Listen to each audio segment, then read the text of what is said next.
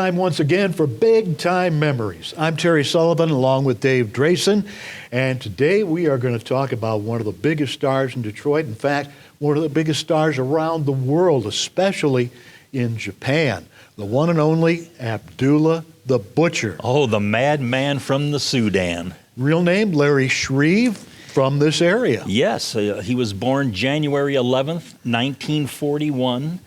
In Windsor, Ontario, so right across the river from Detroit, Michigan. He was one of, I think, 11 children, and he was brought up very poor. And I think because of the tough part of town that he lived in, you know, he had to defend for himself.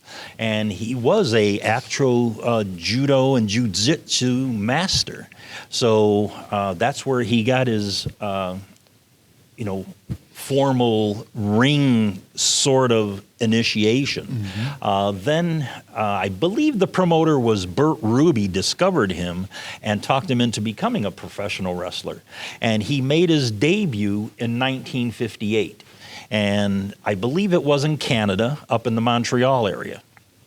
And his first recorded big time memory would have been his first appearance at Cobo Arena in 1966. And at the time, he still wore the judo long pants, but his name here was Zalis Amara. So this is well before he became Abdullah the Butcher. There was a famous wrestler from the 40s known as Sealy Amara, so I think they were sort of doing a takeoff on that. Mm-hmm. And after he lasted in Detroit maybe 6 months to almost a year, I've seen him on CKLW TV, Big Time Wrestling on Channel 9 out of Windsor. He was at Cobo Arena. And, I mean, he did the territory. But as a kid, I used to go downtown early in the day, and I'd go to Hudson's and I'd go to Woolworth, and then I'd go over to the bus station and I'd just walk around the streets of Detroit. And this one day I happened to be at the bus station, and I'm standing there, and I look, and there's Zalis Amara, and it's like he's getting on a Greyhound bus. And me as a wrestling fan, as most young wrestling fans think, these guys travel in limousines and, private jets. And, here, Zalis Amara's getting on a Greyhound bus. And it's like just stupefied me. So I was polite, and I had my Polaroid camera. And I said, "Sir, you mind if I take a picture?" And he's getting on the steps of the bus, and he's waving at me like this. So I have that picture to this day. Years later, this would have been in the mid-2000s. He was Abdullah the Butcher then, and he came in for a special appearance on a local show. And I happened to be the guest ring announcer that day. So at the beginning, I get to the dressing room and stuff, and he's there with his handler, Honest John. And I walk up to him, and I explained who I was, and I said, "I don't know if you're ever going to remember this memory." And I pulled out the picture, and I says, "Back in 1966, I happened to be at the bus station in downtown Detroit, and you were getting on a Greyhound bus." And I showed him the picture, and he laughed. And he says, "Let me tell you why I get on Greyhound buses and go to shows. I have a brand new Cadillac. I would drive it from Windsor over to Detroit. And if any of the other boys, knew that I had my big Cadillac in a car, they'd want to ride. I never wanted them to be in my car." So that's why he always took the Greyhound bus to other shows in the territory. So didn't have to worry about his car getting up either. Right? Well, yeah, having, if you, like, the bad thing is if you had to drive Dr. Jerry Graham around, oh boy, not Dr. Jerry Graham Jr., let me clarify that, but Dr. Jerry Graham Sr., oh boy, he was a bad one to be taken on road trips with you. I have plenty of experience with that. Yeah, he was notorious, as was Abdullah the Butcher. Now, how big was he when he started out?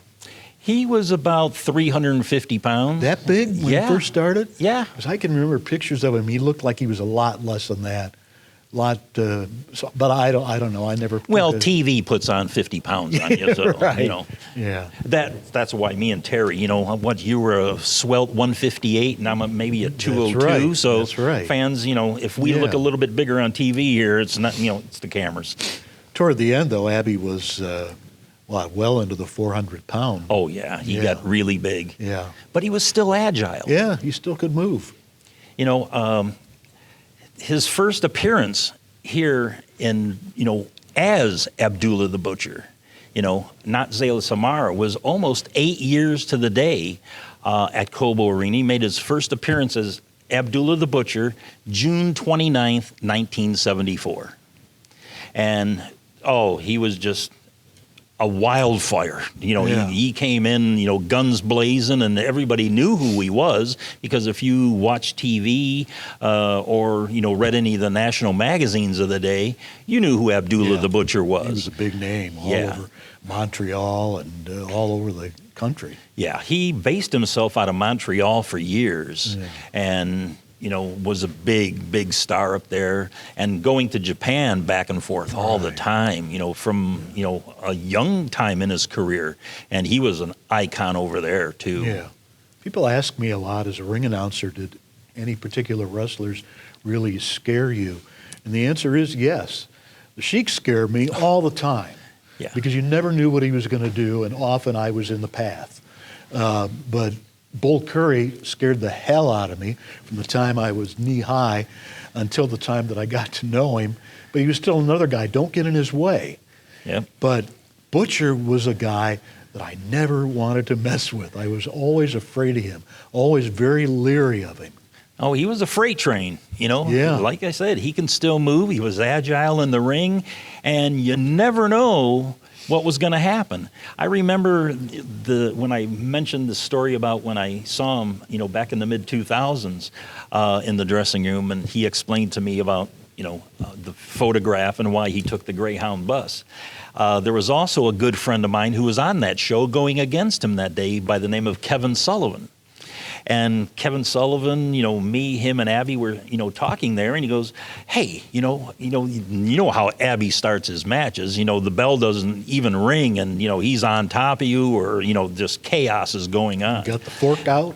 Yeah. So Kevin Sullivan and, you know, Abby, you know, said to me, "Hey, what we're gonna do when you are gonna, you know, start to introduce us, we're gonna both grab you and beat you up and toss you out of the ring, and who knows what's gonna happen." That's like, I don't know about this. So anyway, I'm in the ring, you know, getting ready to announce them. I see one there in one corner, one in the other corner. I start to announce, and I see them coming toward me. I just got out of that You're ring. a smart man. Yeah, I wasn't going to put up with that one, because that wouldn't have been a pretty picture. Absolutely. Now, we talk about big-time memories here. Him as Abdullah the Butcher made a big impact here. He was almost, you know, comparable to the Sheik. Sure. You know, they were madmen. You know, they were always, you know, using foreign objects to poke, stab, use, you know, to gain a victory. And there was always blood somewhere in both of their matches. And here in the big time, they teamed up. And I think them teaming up, the Sheik and Abdullah the Butcher, would have been just as scary for me when I was a fan when first time the Sheik and Bull Curry teamed up. I'm like, oh my God, these two, you know, I feel, you know, I better go to church and pray for whoever's going against them, because it's just going to be chaos. It's going to be murder. Right in the ring, front page of the Free Press. Yeah. And at the time, in the 70s, the Sheik was a frequent visitor to Japan, as was Abdullah the Butcher.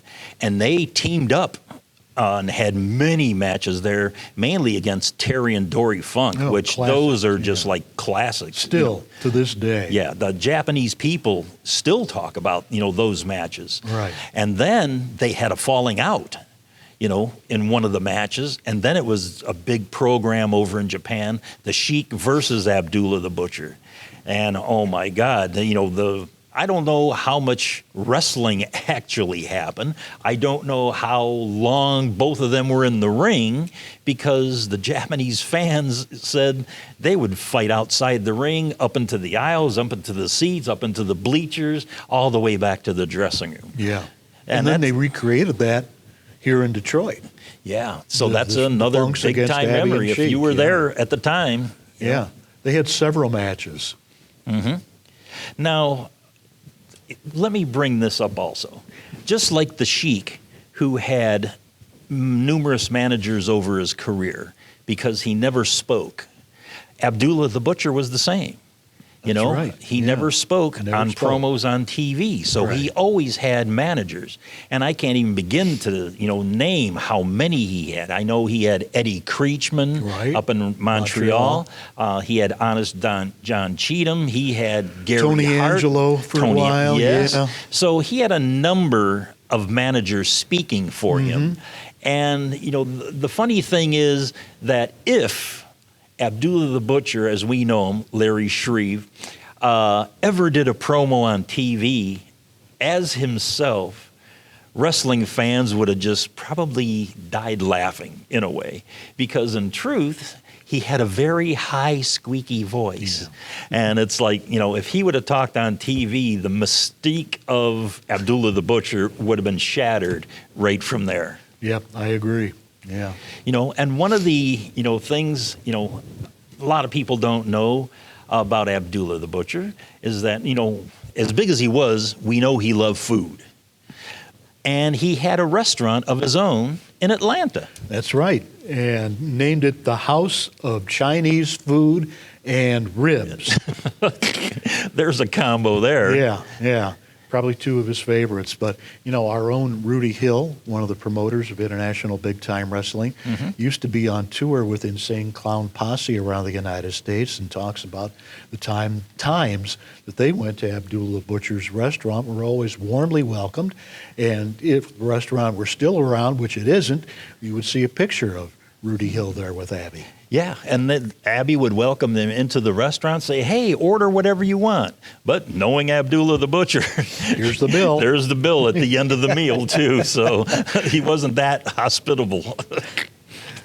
Yeah, his legacy, lasted almost 50 years in the ring. Yeah.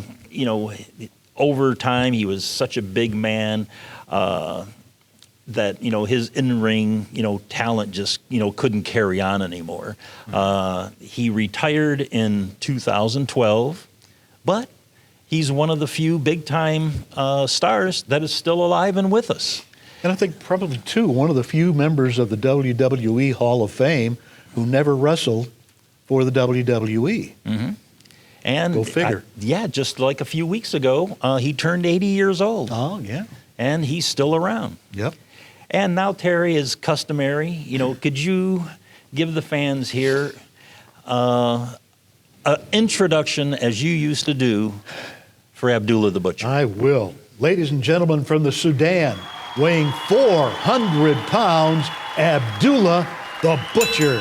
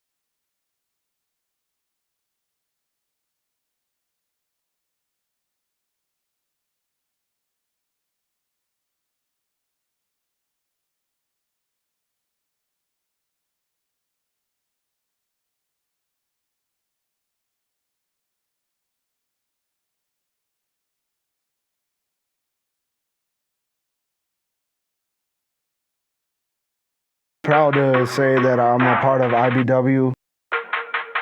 I take pride in IBW that we are a family-run company. It's a fight.